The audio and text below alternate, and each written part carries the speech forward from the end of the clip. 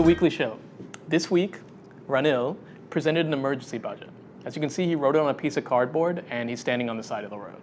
He's hoping that the IMF drives by and gives us money because the country is broke. How broke are we? Well, we're 9.5 trillion rupees in debt. Now, what does that mean? Well, that means that each person in Sri Lanka, all 21 million of us, owes about 5 lakhs. That's every man, woman, and child.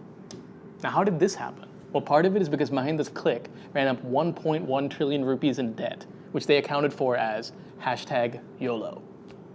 However, this new government also likes spending your cash. Ranil basically gave money away to win the election to keep him in power. Last year, he gave everyone in our bloated public sector a 10,000 rupee raise. So spending on government salaries has gone up by 25% under the UNP. However, it is reported that the government sector is now 25% better at reading the newspaper and drinking tea. Jokes aside, there's a lot of good people in the public sector, and it's not all bad. The problem is we can't fix the stuff that is bad. If the government tries to reform anything, people protest. And let's get real.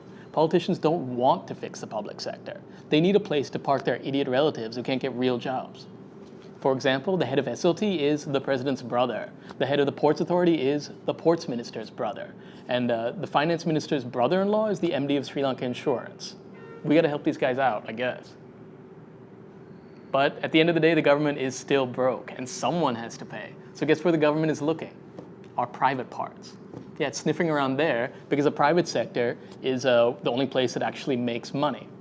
So these are the new taxes that Ranil wrote on a napkin 2 weeks ago. Pay attention because they may apply to you. If you have a registered business, any private limited company, you have to pay 60,000 rupees each year just for existing. It's 5 lakhs if you're a public company. But if you want to close that company because it doesn't work out, you have to pay 250,000 rupees. Now that's a bit like asking a dead person to pay for their own funeral. The government is also introducing a capital gains tax on all profits for the sale of land or shares. This has made the stock market recently, to quote Bloomberg, shit its pants. Plus VAT is going up 15%. But honestly, all these taxes sound like they apply to rich people, and who cares about rich people, right?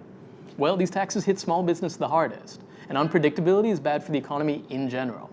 The private sector actually makes money for the country, while the public sector basically burns it. For investors, this country is starting to look a bit like Alice in Wonderland. The government is cheating, and they keep changing the rules.